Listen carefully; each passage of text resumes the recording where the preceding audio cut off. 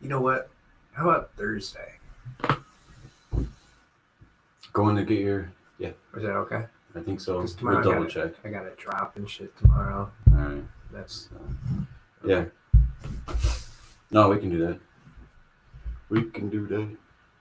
Said I got to drop. If you're listening. Gotta drop. It's one of the things I do, audience. I drop. Drop it like it's hot. I drop it like it's hot. No, And it is hot. It's more like warm. Don't drop it like It's like hot. 98 degrees, I think. Yeah, don't drop it like it's hot. I don't drop it because then I just gotta clean it up. Oh, Yep. Hey, Natalie, Lori, Lisa. How's everybody doing today? We're doing... How are you doing, Tim? Hey, Lori. I'm great. Hey, Lori. Hey, Terry. Hey, Natalie. Hey, Joe. Hey, what's up? Hey, Jude. Hey. I should make sure my son watches these so I can always say, "Hey, Jude," Yeah, you and then I'll sing. Yeah. Because everybody would like it. Would you like that? Who wants me to sing "Hey, Jude"? Hey, Mom, Dad. Hey, Tim. Drop You're it like watching, it's hot. dude. So, how are you doing today, Tim? I'm doing great. How are you doing today, Joe? I'm doing fantastic. That's good. I'm COVID free for 2003. That you know of. No, That you know of. so far. Yeah. Hi, Lisa. Hey, anybody get those stimulus checks, those Trump checks? Not me. Not me. Lisa, I'm going to write you a message right now. Get ready. Brace yourself. Oh. Where's your dumb brother, I tagged him. Dave? You know what Dave likes to do sometimes? Play video games instead of get in here. Does he? Yeah. Dave, you got time to play Hey, games Megan. later. Hey, Megan. Megan made it. Hi, Regina.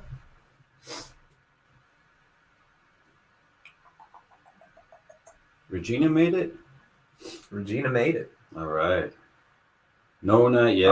Poor Natalie. Natalie, it'll get It's there. coming. It'll get there. If you need me to lend you like $5 or $10 in the meantime, I got you. With interest. Yeah. Oh, yeah. I mean, that doesn't go without saying. Yeah. It goes without saying. You said $5 or $10. That means he'll lend you $5 and want 10 back. No, I mean like 8. I'm reasonable. I guess though it depends how long. Like if it's more than a week, then yeah, probably 10. Yeah.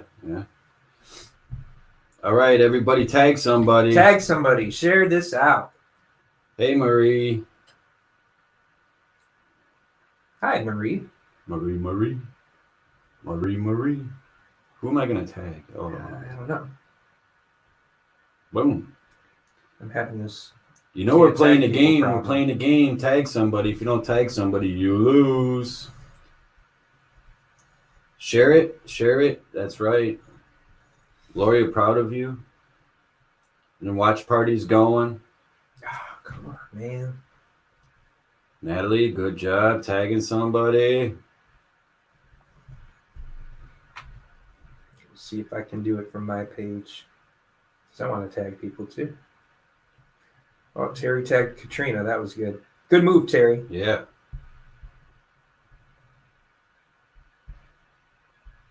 Oh, Lynn, I yeah. never do it on my phone. Tag, you're it. I already tagged somebody. I feel like when I was like 10 and I played Nintendo and I would like rage slam my controller against a wall or something, I feel like doing that with my phone because I can't tag people. Right. Who wants to see me rage throw my phone against the wall? That wall. Which one? That one. That Out the window. Out the window? Out the window. All right. Out the window. It's your studio. Hi, Jessica.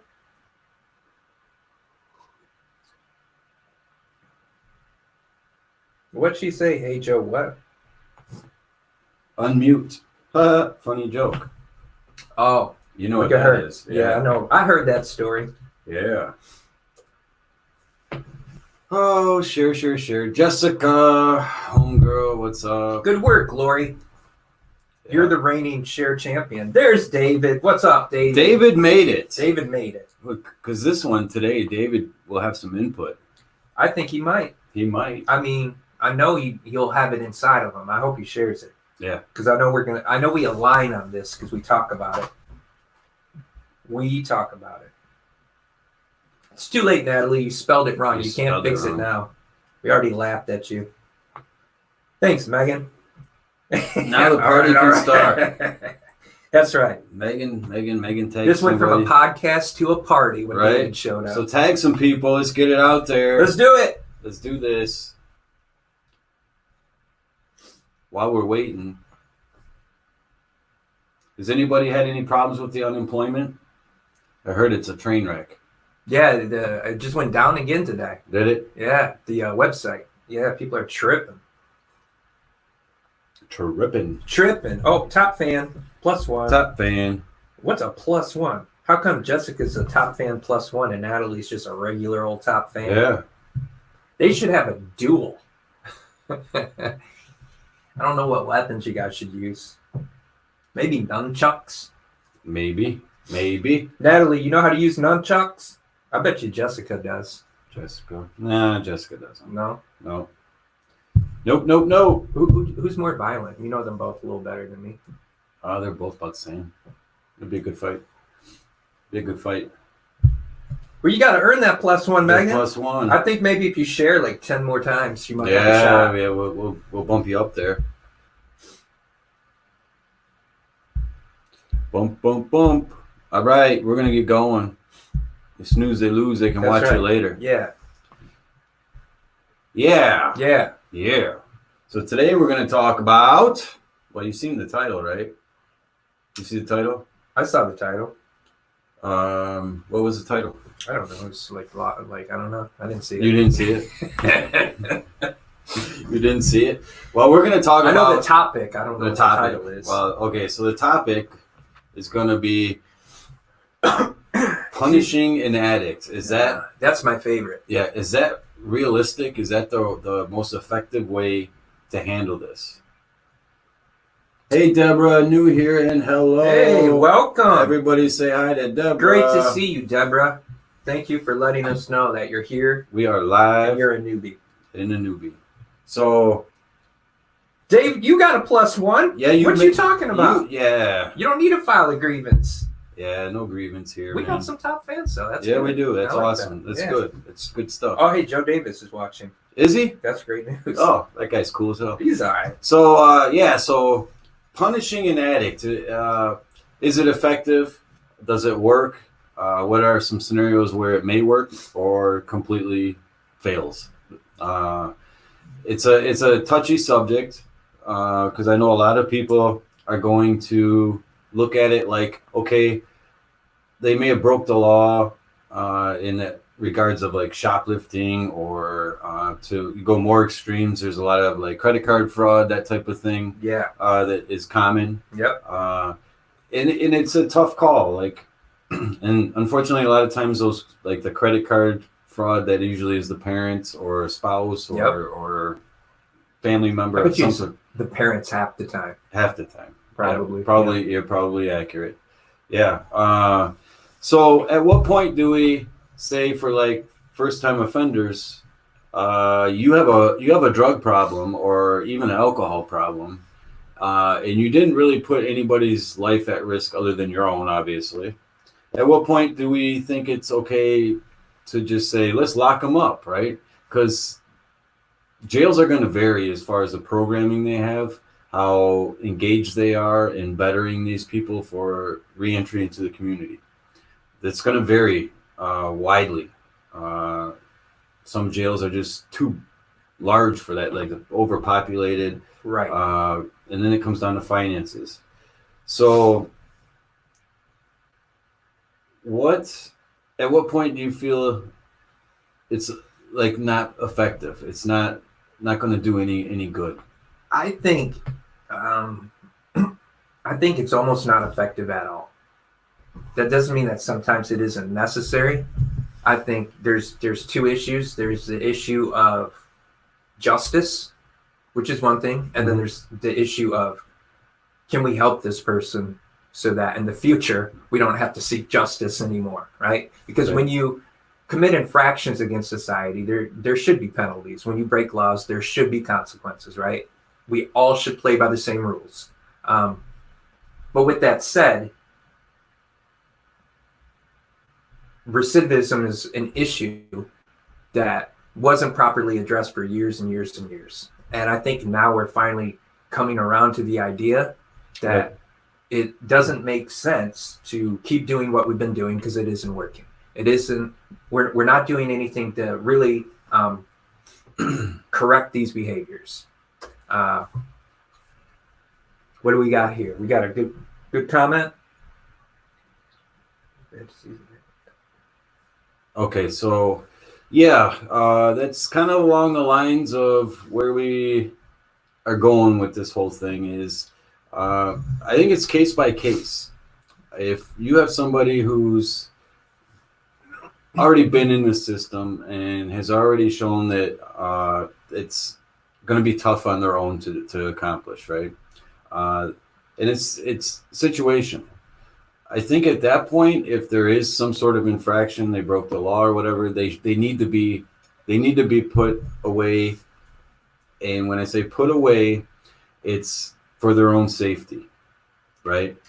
Okay. Because at some point, if they're just doing their own thing and it's not working for them, in active addiction, it's very it's not common that a family member or a friend will walk up and say, hey man, you need some help, come with me, and they go, right? Jail provides a different scenario. Correct. Look at if you don't mind, if you can pull up Terry's comment, it's coincides with what you just said. Okay. Right. And I think that's insightful. I don't think I'm revealing anything here. Terry's a frequent contributor to the show. She's a recovering addict. So to hear her share that perspective, being in this situation, saying that sometimes jail is the solution, I think is super interesting. So basically she's saying it's the rock bottom that enables that recovery, the detox. I shouldn't say enable, it forces it. Yeah. Like you don't have a choice in the matter. Right. So it is the rock bottom for some people. But this issue is so broad and there's so much nuance to it that I don't think again, everything is situational. We say this all the time. Hey, Katrina. So yes, I think it can be appropriate and I think it can be useful, but then how long, right? I think that's a whole nother issue entirely is making sure that the punishment fits the crime. So for example, I'm super, I'm way out in left field on this one. Not many people agree with me, but my opinion is basically an addict should do time for possession. Never. I don't think drugs should even be illegal. And I know that's way out there. Okay, let me ask you this. Yeah. The one country in the whole entire world where heroin, crack, weed, all that stuff is completely legal. What's your guess? Portugal? Portugal. Yeah. It's an interesting thing. So if anybody wanted to look into how that works out, check out Portugal and the illegal drugs, or I should say legal. So Jessica's got a comment here. If that's the case, I would claim to be an addict if I'm facing a charge. A crime is a crime. That's a very good point. But I think in a lot of communities, especially the smaller ones, we know who's who, right? Yeah, I think it's not that hard to decipher if there's legitimacy to that claim, right? So I understand what Jessica's saying, that she doesn't want addiction to be used as a cop-out, right?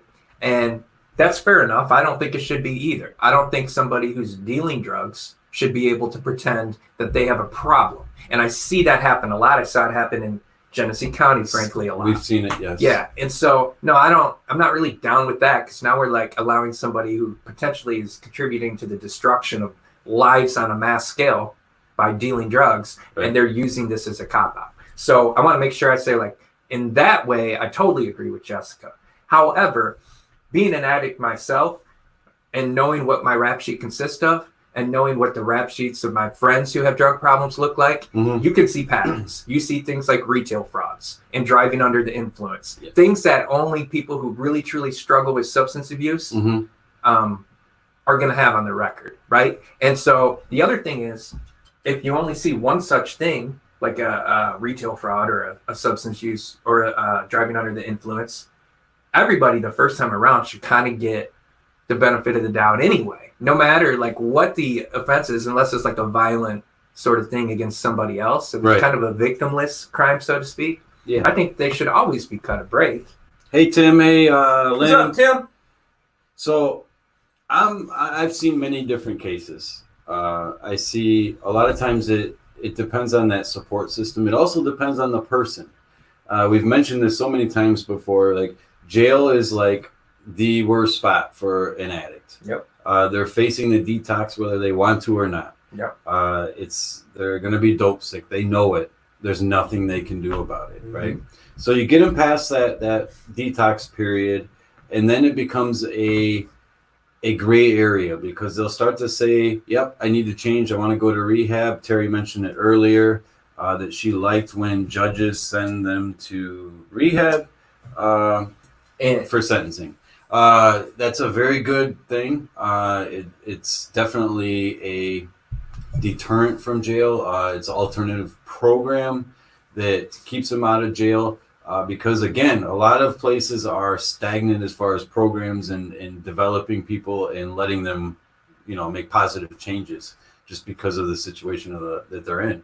But yeah, it's definitely something we have to look at is, are they that gray area where they've detoxed against their will, maybe? Probably. Right. You could say probably. Oh, pretty much. Yeah.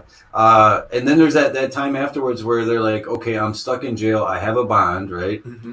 If it's for retail fraud or whatever, it's going to be pretty minimal. Yeah. And then that's where they need to convince people to bail them out for whatever reason. And it's usually to go use again. Yeah. Sure. And that's that gray area, right? So we have to, I think that's a part we have to address. And Jessica, yeah, I think that's a good point. Some people would use it as a cop-out.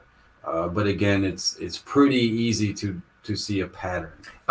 David, if you don't mind, David had a comment. We begged David to come in here, and he's kind of with Terry. I think it's really interesting. There's another person. It's up a little bit early in recovery. There we go. So he's another person, so kind of early in recovery. And what's he say? He got caught with a felony, was put on drug court, which he is with me. He recently got locked up for 105 days for a violation, and he says he honestly needed it. He doesn't think he'd ever be able to clean up, right?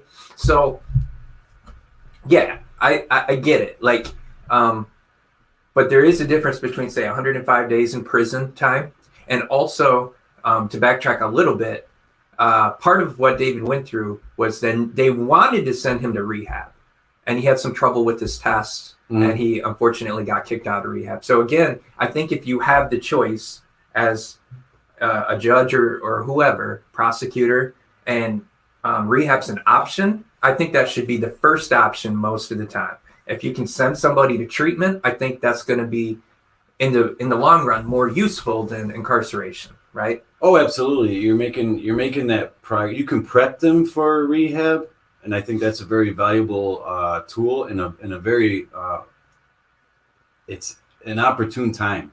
After that detox period in a jail, you have certain classes that prep them. In David's case, he went to the Vivitrol program, the orientation. Right. And that is between being in jail and able to regain his, thoughts and think logically for the first time in probably a long time.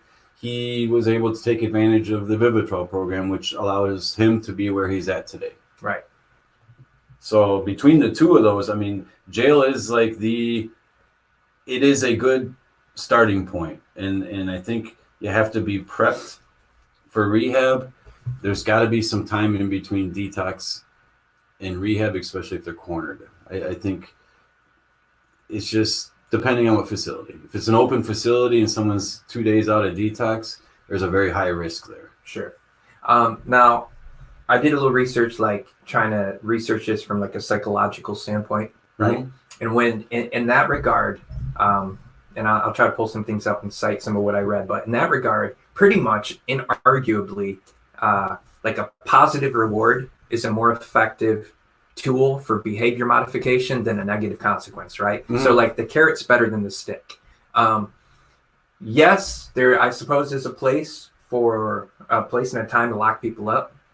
But again, it really should be kind of a last resort, in my opinion. Like it's just not helpful. I know for me, if I were to get locked up, everything I would lose, my job, my apartment, all these things, and then have to come out after a certain amount of time and start all over would be a very frustrating thing for me. So when I came out of jail, the situation I'd be in would be a lot more stressful than the one I'm in now, right? And I'm not on the verge of going to jail here. I'm not trying to like lobby, but what I'm saying is like just trying to put myself in a different scenario where I think most people, if they have things going on, if they're out there working, if they're supporting their family, if they're like productive members of society, we should do our best not to disrupt that, right? Okay. And I get that, and it makes sense. And from your perspective, you were one of the fortunate ones to be able to keep a job while going through active addiction. Right. That's a rare case. I agree with that. Yeah, that's true. It's a rare case. That allows you to accomplish those short-term things like housing and food and all that. It allows you to maintain that. It's just you're not spending it on drugs. Now you're going to be spending what you need to spend it. Right. So I agree with that.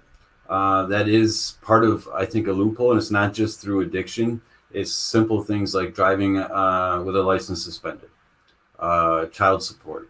So many times people, they have to do what they have to do, and if someone is driving on a suspended license and they're going to work to provide for their family, those costs were at one time just crazy. Yeah. You're talking thousands of dollars to get your license back. Right. And you have to ask yourself, where does that make sense?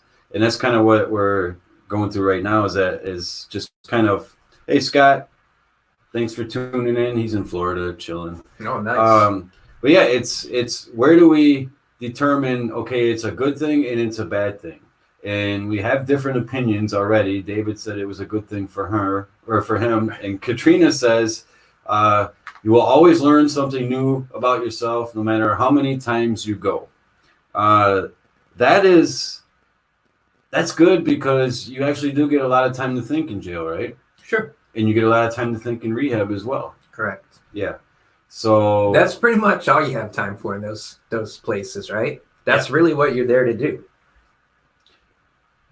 And still paying a breathalyzer. Yeah, and it's these costs and stuff that just pile up quick. Yeah, and then you're expecting someone who comes out of rehab, probably lost everything, car, you have a gap in your car insurance. You're going to be paying double, right? Right. Maybe you lost housing, medical insurance, all that stuff. And now you have all these fines and costs and court costs, attorney fees. Then the jail will hit you up for theirs. And now you're already like $10,000 to $15,000 to maybe $20,000 in the hole. And they're like, okay, you're clean now. Let's be a productive member of society. And you're playing that catch up. And it's one of the things where, man, I think sometimes we have to look at the situation. Good point, Terry. Good point. Go ahead and check out her comment. Sometimes people, you know how we say they only learn the hard way? Yes. Yes. And I think that's where Terry's going with that. Yeah. I think it's interesting, man. This is like the first time I feel like we've done one of these and my drug court people and I are not really on the same page. And I'm surprised. Like I totally understand where Terry and David are coming from, mm-hmm. right? I get it. And I see the truth in their comments. So it's not like we're polar opposites here on the spectrum. Right. But I do like, I don't think it's really done much of anything for me, right? Just to be perfectly honest, I don't feel like it's been especially helpful for me when I've gone. You had short stays. I have had short stays. And again, you were that rare case where you didn't lose your job. You didn't lose all those things that Terry was just talking about. And I think for people who just think they can do it on their own or use that as an excuse to go use again, and then they keep coming back, and then finally they get slammed for, a year in jail or 9 months, whatever, 6 months, doesn't matter. You're going to lose all those things that Terry mentioned. Right. And that has to be a wake-up call when It would have to be. It would have to be, and I understand like how it can be the rock bottom that some addicts need. Like I totally see that. But will it force someone back to using because they've just lost everything? And it's so discouraging. Yeah, and I think that kind of gets to some of what you talk about, where the programs that you guys have, and besides like signing people up for Vivitrol, the different things you try to do to prepare them for when they get out. I think that's really, really super important in these cases. It's vital. Yeah, it's vital. Yeah, it really is. So, yeah, I mean, I get it. Let's see. I agree that rehab should be the first option. If that's not working, maybe something a little more drastic. So I think that depends on also the crime committed. You mentioned it earlier. Jessica mentioned it.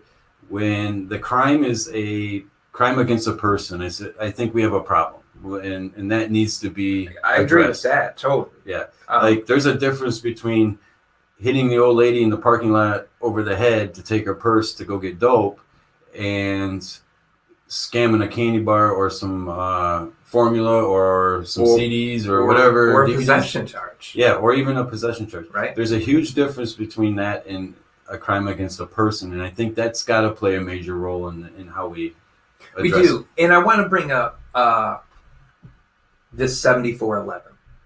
Okay? Mm-hmm. 7411 basically is something that the prosecutor can offer you that says complete these terms of probation and what have you, and if you successfully do so, we're going to wipe this from your record. So that's the situation I'm in right now. I'm trying to do what I need to do in order to not have a felony on my record, and I'm grateful for this opportunity. I'm very happy that that was extended to me. To me, what that is an example of is how the carrot is better than the stick, right? Because I am motivated more by that than the fear of incarceration. I'm motivated more by this opportunity to wipe the slate clean, and be able to move forward and not have to list felonies on future job applications, and maybe I'll buy a pistol in case I got to rob you or something someday. I don't know, right? Yeah, you're not getting my coffee machine. But no, that makes sense, and that's a lot over your head because felonies or no felonies is a big difference, right? A big difference. It's easier for you to maneuver through life without them. The difference between 0 and 1 in this case yes, is a lot bigger than between 1 and 10, right? Like once you get that, it's a problem. So what are your thoughts on someone who's, and David brought it up, and I'm going to put this back up there just because I think it's a multifaceted comment. So let's turn this around, David, and say, what if someone's gone through rehab multiple times, okay, and didn't work for them? So now they've committed a new crime. Let it be shoplifting or not a crime against a person. So really no harm done to an individual. What are your thoughts on that? Should we then lock them up longer and say, okay, you need to sit here for a while, learn your lesson, think about some things, and while you're here, take some classes and get in these programs that are going to help you maybe adjust your line of thought and your habits. So now it's like we're getting into the situational idea, right? Like, so I get, like, obviously I think a repeat offender should be looking at more imposing consequences than a first-time offender, right? I'm talking repeat rehab, because you don't necessarily have to be in jail to go to rehab. Okay. I'm talking like, let's say they've tried rehab 2 or 3 times, and then they commit a crime, and they're in front of the judge. As the judge, what would you say? I think what's more important at that point is their rap sheet than the fact that they've been to rehab. Clean sheet. Then I don't think that it should be held against them that they've gone to rehab 3 times and they're not clean. I think sometimes it takes people 4, 5, 6 times. So if they're not, if they don't have a bunch of crimes on their record, then I don't think it should be the fact that they've tried to go to rehab and get help should be held against them. Does that make sense? It does. It just means they've tried before. It does, but out, maybe a at least they different route. tried. Maybe a different route. Sure. Maybe take some classes. Maybe find God in the religious classes that are offered. Maybe get on the Vivitrol program that allow you to concentrate more on rehab and be more successful. And Katrina, rehab, she says. Yes, that's a good comment. There is evidence out there to support the idea that some people really need like a year of rehab. That these like 2 weeks and 30 days doesn't cut it, even 90 days doesn't cut it. Like that's I think what is offered at Odyssey House in Flint. It's like a whole year behavior modification. Like it's hardcore, man. They give you like 2 or 3 cigarettes and that's what you get. And if you try to bum one, you got a problem. They'll like it's rigorous, right? But yeah, I would say that's an alternative that would be preferable to just be sitting in a pod. See, my opinion, flat out, 2-week rehab. Almost. It's like a walk in the park, and it's not going to change anything. You are not going to change somebody's habits or thoughts or the process of how they handle decisions in 2 weeks. The only upshot of that, I think, is the detox. Right. If somebody is truly motivated, it's not going to be that the 2 weeks help them to change. It just would mean that they happen to be motivated finally, and that detox would have been helpful to them. But like generally 2 weeks, yeah, I don't think it's... No. So Deborah says it didn't work for her, went 8 times, and she made the decision on her own. And a lot of times it comes right down to that decision-making process. And sometimes people are able to acquire that skill that they didn't have before, or maybe have lost sight of during rehab, during a jail stay. A lot of times you have a lot of time to think in both places. And if you have classes or therapy that works with you on that decision-making process, and the will is there, you're going to have a higher chance of success. Just knowing that I look at this person and say, okay, they're reaching out to me, I shouldn't be around them. That would just drag me right back. The possibility of me going back to old habits is pretty high. No pun intended. But yeah, get them out of the way, make that decision. Like, this person is not good for me. I'm going this way, they're going that way, or they're staying put here. I need to progress in my rehab. And the only way to do that is to make those decisions. I hear you. Terry is going to help us segue into that video you shared with me. Okay. So, and I'm familiar with that video, as we've talked about, right? It's the last line that Terry says, I strongly believe that the opposite of addiction is connection, not sobriety, right? And before that, what she was talking about basically is different pathways to recovery. Mm-hmm. Some people's going to take jail. Some people, rehab is the better way to go. And I agree, right? So everybody, for every situation, there's a different solution. But she's right, and she's touching on that idea that what's that? Johann Hari, the TED Talk? Yeah. Okay. So his big point in that is basically that, again, addiction is like a disease of isolation. Mm-hmm. And I think people who end up in jail do feel that way. You feel isolated because you're away from everyone you love. You don't have anything, nothing. Right. And then you learn to adapt to your surroundings by accepting the people you're in jail with, which is not always easy to do, as family, friends, and that whole package into one. And a lot of times that's let's see, Kayla says she's thankful it worked for her. April of 2017, been going strong. Congratulations, Kayla. That's great. Absolutely. So you get like a female that goes into a jail, and jails, ours is about 10% of the population is female. So that leaves you with very few choices on who to link up with and get through that time together with. So you don't have your family, you don't have your normal friends, you don't have your own place, you don't have your own bed, you don't have your own food, and you're only watching what we tell you to watch on the TV, and that makes it very difficult. So yeah, you're going to adapt. You take all that away, you can only adapt so much. And it's the same concept where if you are around positive people, have positive things to look forward to, you're going to be less likely. I think he used the example of his grandma going in for hip surgery, and they gave her just the medical form of heroin. And he was like, before I actually looked into this, he's like, I thought she would automatically come out a heroin addict, right? Yeah. And she came out, and 95% of the people do come out of surgery and they're done. Yeah. Because they have other things that they want to do. They want to go to church. They want to go to work. They want to see family. They want to go do their hobbies. Right. And if you don't have those things, it's very, very difficult. Can you pull up Terry's comment? Now, Terry's talking about that TED Talk, and here's what she's saying. Yes, Tim, the heroin experiment with the rats. So here's what that experiment consisted of. And it's really, really interesting.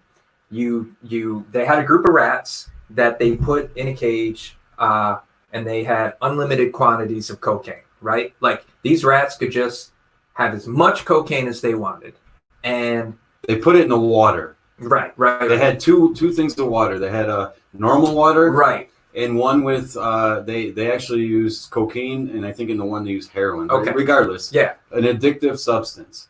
So and the rats preferred the addictive substance, but when they put the rats in a situation where they had the choice between regular water and the addicting water, but they put them in with other rats. And they had like rat wheels for them to play with. They called it rat heaven. Rat park or something. Yeah. So like when they had reasons and choices to abstain from using, they did.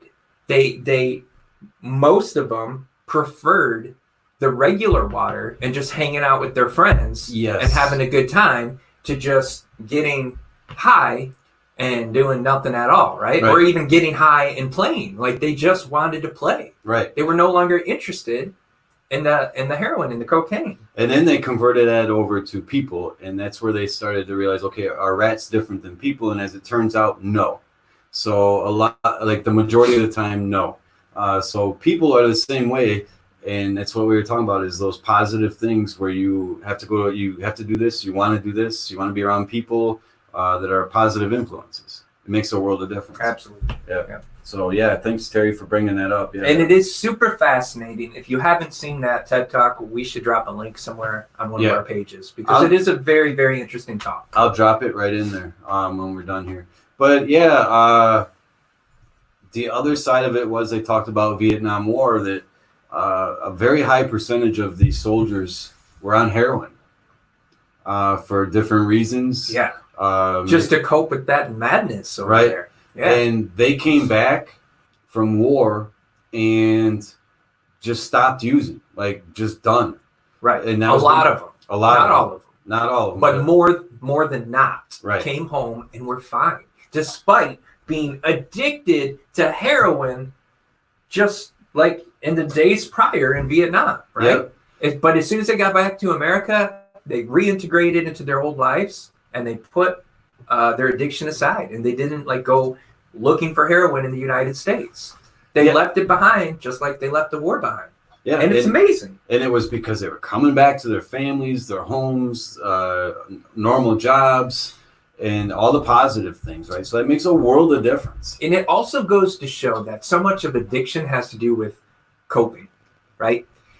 I used drugs because I didn't know how to cope with life. I didn't know how to cope with the stresses of life. And that's why I got high, so that I didn't need to feel stress. I didn't need to feel anxiety. I didn't need to worry. I was just going to say the stress, but also the underlying mental illnesses that are often accompanied by it. And so that's what contributes to addiction for most of us, and definitely for me. So you can see how if you were in the jungles of Vietnam, worried about your life, every second, and just hot, nasty conditions. Yeah, it's hard to cope. It's hard to just do a meditation, right? Hard to just count to 10 and concentrate on your breathing. Do some yoga. Do some yoga in the jungle. And it was not only that, a lot of people, they developed, and back then they didn't even know PTSD. They watched so many of their fellow soldiers get killed and slaughtered in traps and stuff. And that's a tough thing to overcome. And not to compare that to regular life by any means, but sometimes you take one or two small stressors and they become very large, like real quick. Yeah. If you don't have any, like you take the situation we're in right now, stay at home, right? Yes. All the mandates. There's a lot of people that are waiting on those unemployment checks, right? There are. They're stuck at home. They don't have money for food. They have limited options for food. You go to the grocery store, sometimes they're bought out. That's going to just create all kinds of stress and panic and whatnot. So when that unemployment check does come, right, we often feel like we need to reward ourselves for getting through something, right? Yeah. And that can become a very dangerous area. Yeah, it definitely is. That's an example of, like, sometimes people assume that those of us who struggle with substance use disorder do so because things are bad. And I've talked about that, like not being able to cope. But that overlooks the fact that sometimes we relapse or we use because things are good, right? True. Yeah. Yeah. Oftentimes a celebration or something that can lead like right. I've earned this 6-pack, and that's what you're telling yourself, as opposed to telling yourself, I can't handle a 6-pack, right? You're saying, I can handle a couple. I've earned it. I worked hard. I haven't drank in 4 months. Clearly, I'm not an alcoholic, right? Exactly. Yeah. Yep. Deborah, self-gratification. Yep. Absolutely. So Terry puts up there, drug and alcohol addiction counselor business will be booming after this COVID stuff because we are forced to do everything that's not good for an addict to do. That is so true, Terry. It is so true. And the biggest thing is, Tim and I were talking about this earlier, how like all the online meetings, Zoom meetings have gone like through the roof. If you thumb through Facebook, you see a lot of online counseling for mental health. Everything's gone to that right now. And I don't think there's enough groups. And I seen one time, it was a very interesting point. It says, someone said that they went to 3 or 4 different groups and they were a joke. And then someone responded back, keep looking. It's just like a counselor. You have to find the one that's right for you. Yes, that's great advice. Yeah. And to Terry's point, I just saw the headline of an article. I think it was in like the Free Press or the Detroit News that said, since this crisis kicked off, there's a mental health like hotline where the calls have like increased by 800%. Yeah. That's amazing. That's a lot of people who are struggling to deal with this. So yes, Terry, I totally agree. It's going to be a scary summer. I think there's going to be a lot of substance use and a lot of challenges for us as a society. And you're going to turn just by people who don't normally drink or normally don't do drugs, they're going to start like grouping up and you're cooped up in the house. So if you're around bad influences, that's very like, you're like, what else do I got to do? Right. Same concept. Yeah. So you might have a couple beers, it might lead to this or lead to that. And then once this is all over, then reality check comes and you got to go back to work and lead a normal life back, adjusting again. Right. And some people are not going to be able to do that. Another thing I saw is the increase in liquor sales has been substantial too. And we've been in this situation long enough now where we can gather some statistics and facts about what's happened as a result with the fallout of this crisis and everybody being quarantined. And yeah, people are drinking. People are partying right now to cope with this because it's not like Vietnam, of course, like that's incomparable. But like Vietnam, this is a very challenging situation for those of us who are in it. And it's something we're not used to coping with. And we see in law enforcement right now, the amount of domestic violence cases have gone up, right, drastically. And with domestic violence, we had the one show where Sam was on. Yep. And we talked about how with any kind of domestic violence, it's a very high percentage of the time that the abuser in that relationship is either an alcoholic or on drugs. There's some way, somehow intoxicated when these take place. And we're seeing a rise in that, and it's mostly due to alcohol. But yeah, it's going to be a rough go once we're lifted out of this mandate here.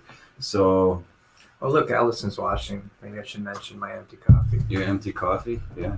Where you at, Allison? So yeah, there are a lot of online support. So if you need to talk to somebody, you could talk to Tim, you could talk to me, you can message us, but also all your community mental health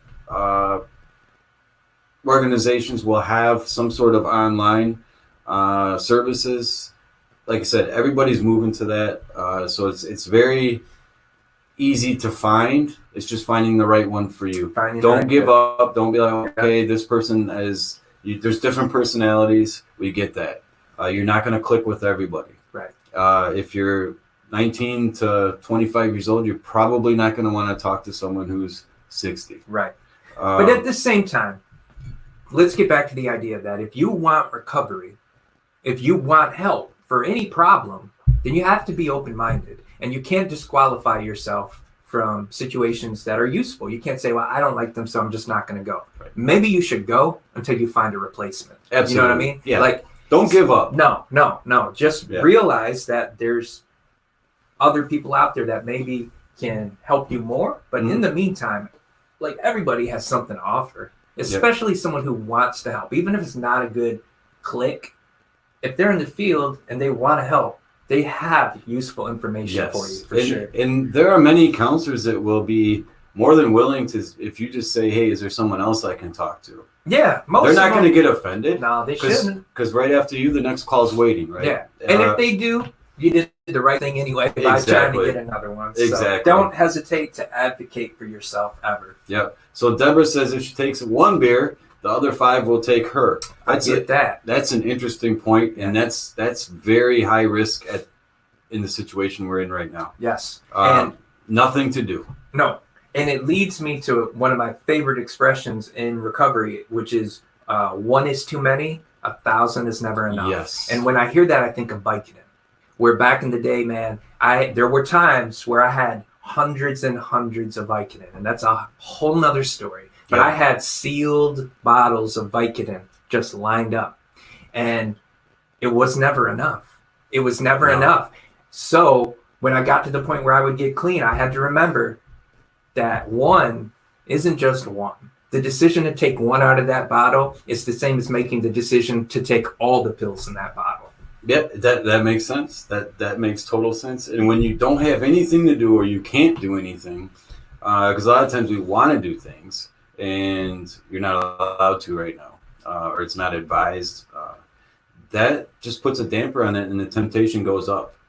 Like, it is. It's a dangerous time right now. Definitely. It's for people who struggle with this. It's scary because addicts have a tendency, I know, to justify using. We want to find, at times, we want to find reasons that can explain away our decision.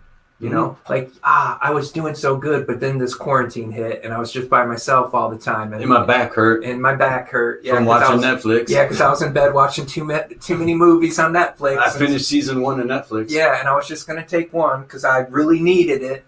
I actually was in pain. And it's like, no, that's all nonsense. Like, you can't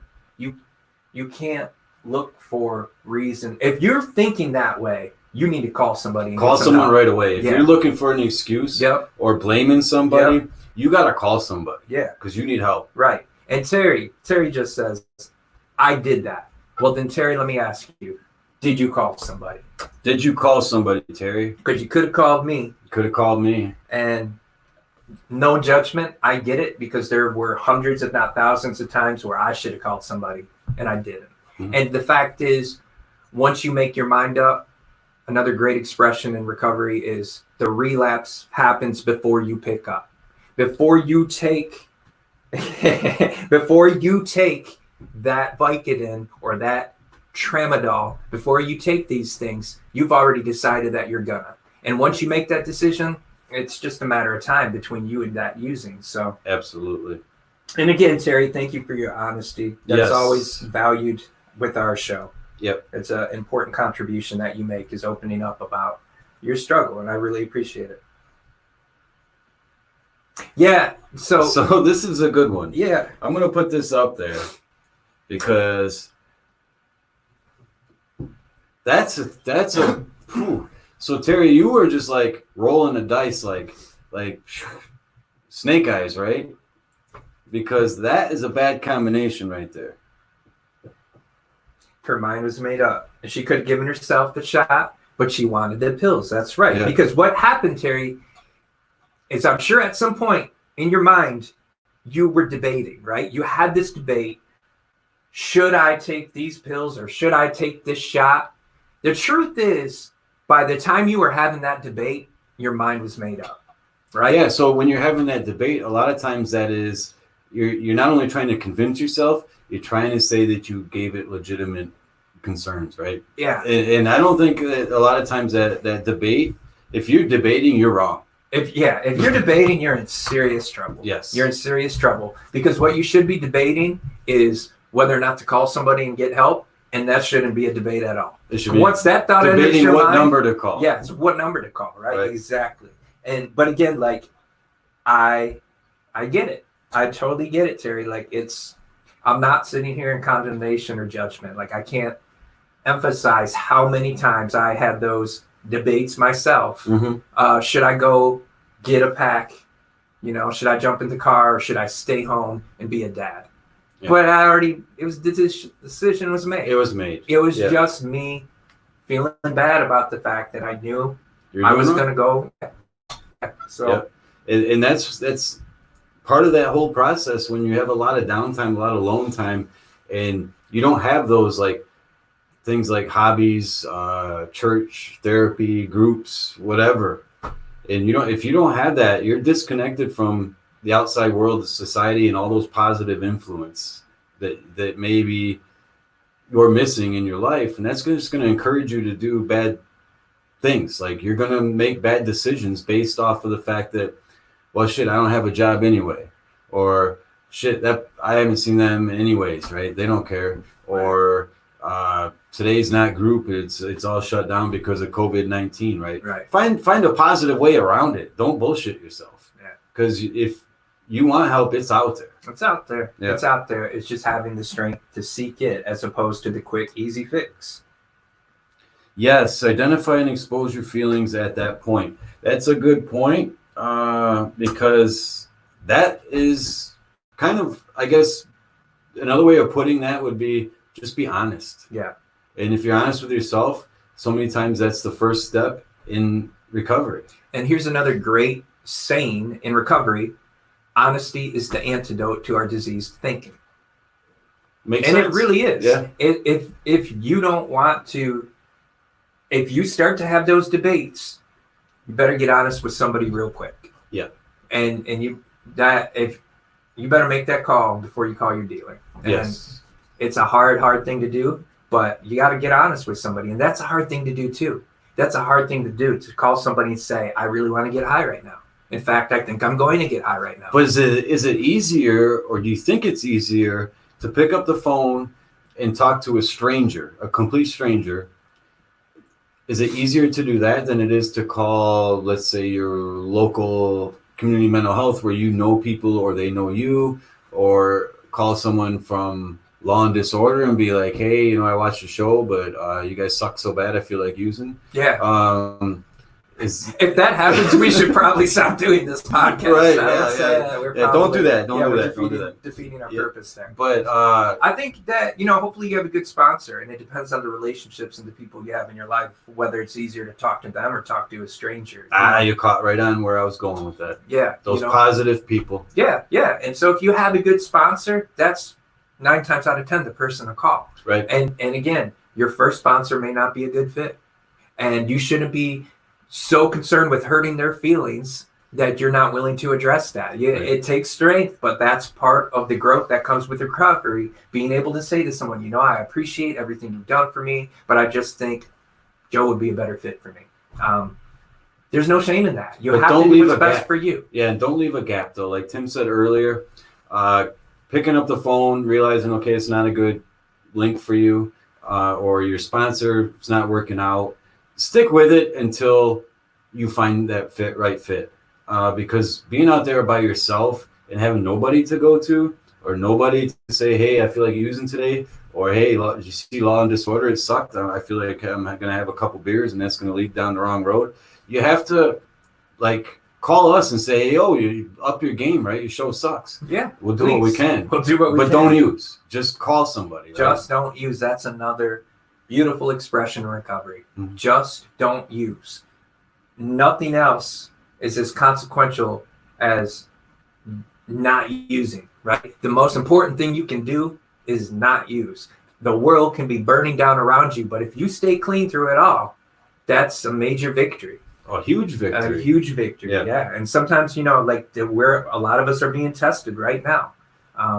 To be able to get through this is going to build like resiliency and strength in you. Like if you're able to stay clean during this very isolating time, you're going to be able to stay clean in future challenges, right? And I think a lot of times it's very discouraging when let's say you do end up in jail for some crimes you committed. You're isolated on the topic of isolation and whatnot. You have to like look at that in a positive light, as bad as it may seem, right? You're not going to change the whole situation, or you're not going to change the judge's mind after he sentenced you or she sentenced you.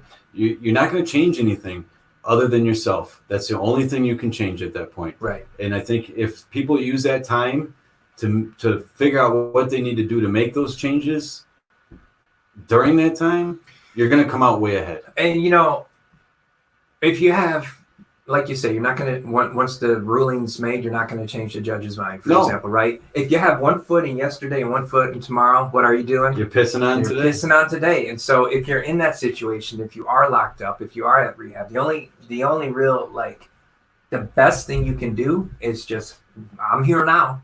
I might as well focus on this experience and get the most out of it. Yep. And I think you have to realize at that point, the only person you are changing, or the only thing you're changing, is you in your situation. And it may take time, and you can't be discouraged. It's not going to happen overnight. We talk about that often.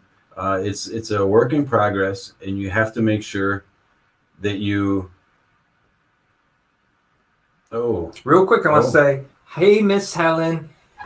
Hey, Miss Helen. Yes, Miss Helen is someone I worked with years ago at the Children's Home in Detroit. Awesome. She's been one of my great supporters on Facebook, and she's just super positive, and I appreciate it. Awesome. Well, thanks for stepping in. The victory calls. Be proud. Yes. A lot of times, though, you have to be careful with those as well, because that can lead into, hey, I earned this beer tonight with, so-and-so. I'm not necessarily sure what she means by victory calls. Do you? I think she's meaning, correct us if we're wrong, Deborah, but yeah, those victory calls are like, be proud of how far you've come along, build on that, let people know. Yep. Yeah, celebrate. And I think that's true. We talked in a recent show about me clearing 8 months recently. Yeah. And I mentioned that on the 30th of April, it'll have been a year since I've taken Suboxone. That's a victory I'm excited about. That's just weeks away. To be able to say I've gone a year without taking any kind of like prescribed narcotic. I can already say I've gone a year without taking straight drugs. You want to own that shit. I want to own that shit. Right. Yeah, I really do. And I don't always throw that out there. But the reason I do throw it out there when I do is because I do want to encourage like the person behind me who has 6 months to be happy about it, right? Like celebrate that shit, own that shit. Yeah, definitely, because it's a major milestone to be proud of. As long as you continue to build on it and realize you've made it, and it's still you still have to move forward. You can't just get like 9 months and get complacent, because that's when you can be tripped up as well. Yeah. Yeah. It's a work in progress. Yep. Oh. Okay, I'm gonna put this up. Let's look at that. Yeah. That's I got this, and I don't have this. That I would agree with the, I got this, but I've rarely heard an addict or anyone in recovery say I don't have this. Maybe that's because I work in law enforcement. You do? Yeah. Oh, no shit. Yeah. So, but I haven't heard that one. But I have heard I got this, and there's nothing more irritating than someone saying, "Yep, I don't need this. I don't need that program. I don't need therapy. Yeah. I don't need Vivitrol. I don't need to go on Suboxone," or whatever the case may be. I got this, right? And we said it before. You got it, right? The same shit that got you in this chair or in this jail cell, right? Yeah. That's what you got. Right. And if you say that, what is your motive for saying that in the first place? I got this. Who are you trying to convince, right? Yourself? Are you trying to convince other people? And if you're trying to convince other people, why are you in a situation where there's doubt in the first place? And if there's doubt, maybe that should inform some of your decisions. Maybe those people around you have healthy doubt. And Very good point. Yeah. So like, I got this. I kind of agree with what you're saying. I don't have this. I hear you, Terry. Maybe you can expound on that a little bit more. But definitely I do. I know I got this is a dangerous sentiment to walk around holding. I would almost say I don't have this would be a positive thing for It someone. could be. That's what I would think. Because, again, that's going with the honesty, right? But I Asking do for understand that there are some people who really hesitate to identify as addicts because they feel like by doing so, they're turning like their power over to the addiction, right? Like, and they're being tagged. Sure, that's the stigma thing plays a role in it too. But I kind of understand that psychology. There's some people in my life I'm pretty close with who feel that way. But for me, I think it's healthier to just identify as a recovering addict so that I never drift from the idea that I can't have one beer and I can't have one Vicodin. I can't have one anything except hopefully one more day of recovery. Yeah, and that's something that plays into that whole honesty thing, and I think, we have to be careful. So we got a kind of a funny comment here, right? All right, so we're gonna put this funny one up from Deborah. Yeah, right. Chances are they got bipolar. The fact is, and I'm not chastising you, Deborah, but the bipolar thing there's a lot of truth to that because substance use disorder is co-occurring. Yes. And a lot of addicts, frankly, they do have bipolar. I don't. I have half of it. I have the depression side of it. I just don't have the mania side of it. But nevertheless, that's legit. And that's a whole nother issue. And I think that's where, a lot of things, we're moving forward with the treatment. We're starting to realize, okay, you can't just treat the addiction part of it and not the mental health issues.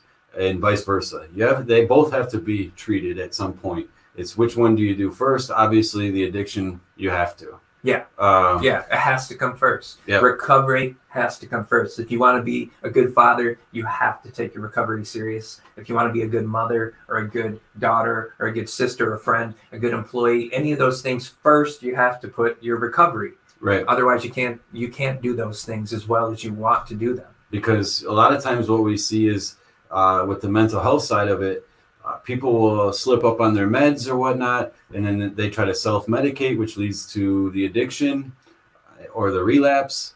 And then you have to treat that first. Like, you can't just put them back on their meds and be like, you're not going to use anymore, right? Right. Right. So as long as we're going to fix the crazy and then you're good, right? Yeah, it doesn't work that way. No, it really doesn't. No. So when it's all said and done, I think we can agree that there are good points to punishing addicts. There's a time and a place for just about everything, right? Right, and it's very situational with a lot of things, and that plays all into the whole surroundings. Family members, are they enablers? Are they not supporting? The complete opposite. What kind of support channel do they have? Do they have connections with therapy and whatnot? All that plays a huge role in how we look at that and as far as the situation goes. Yeah. So I think we can agree that it's kind of split, but it is situational. Sure. And real quick to Terry's question, because I have an answer for it. Is there always a connection between mental illness and addiction? Does every addict have a mental illness? It's what they say is yes. In most cases, the mental illness comes first. But if it didn't, once you get into substance abuse area, you're gonna have one, right? It could be PTSD. It will always be substance abuse will always coincide with some sort of mental illness. At least that's what they say in the field right now. Right. Well, yeah, and I think it's a higher percentage. Deborah kind of hit on that. I think it's actually a higher percentage than what they actually think. A lot of times that's difficult to interpret because they're not getting treatment. Right. Or there's some people where I believe it was the other Deborah that was saying that she just made the decision to stop and she was able to do that. All that stuff doesn't come into the statistics of things. It's a very, very high percentage for sure. And I definitely believe it's higher than what they think. Yeah, probably is. And back to the idea of what you were talking about is like as far as incarceration and how it all plays. I want to say that I'm glad to have heard what David and Terry had to say about it. It's giving me a little bit of urge to maybe reevaluate my stance on it some. Mhm. I don't necessarily feel super strongly. I feel like kind of open to what people are saying. So maybe it's more useful than I believed when I walked in the room. And again, it's situational. Like you had a job, you had all the things that people normally lose going through addiction. So for you to kind of bypass the longer stay in jail, what's the longest you stayed? Oh, just like done 6 or 7 nights out Okay. of 24 hours. But not all at once. So No, even if you did, it's not like a time. 6 or 7 different. Yeah, times. you're not going to lose everything in 6 or 7 days. No. But you didn't have to go through that. So you did your days. Yeah. You got out. You had your job. Right. So maybe it's a little harder for me to identify with because I haven't. So yeah, and a lot of times, like an addict loses everything, and let's say they come in for a day to jail. Guess where they're going when they get out? Like as soon as they're released, they're going back to the people that got them in that mess to begin with, right? Of course. And that's a bad thing. So that longer stay, so they can learn to work through the decision-making process. Like, hey, those people shouldn't be picking me up. Yeah. And Terry makes the comment, I was never really diagnosed with mental illness. I wasn't even diagnosed with PTSD until after I got clean. I got it in my divorce settlement. I just want to say you should have gotten a better lawyer because PTSD is not something that you want to have come out of your divorce settlement, right? No. That's Not even half of it. Yeah, I could have recommended a better lawyer. I'm sorry. Yeah. Too bad that your husband didn't get stuck with the PTSD, but hey, we live Right. and learn. Right. So with that, we're going to wrap it up for today. And we appreciate everybody tuning in. Very much. Once we click off here, go ahead and share it. Hit the share button. Do a watch party. Grab some popcorn. Get it out there. There's probably somebody who needs to hear this. Absolutely. Yep. So thanks for watching. Yep. Tune in next time. We'll be posting when the next show is, and we'll catch y'all later. Be safe. Wash your hands. Put a mask on, and stay away from us. I got my mask. I forgot. You got your mask? Yeah. I'm gonna let you put your mask on. I'm not good at it. All right, here we go. He's got his mask. All right, and he's 6 feet. 6 feet. Ish. Peace out, everybody.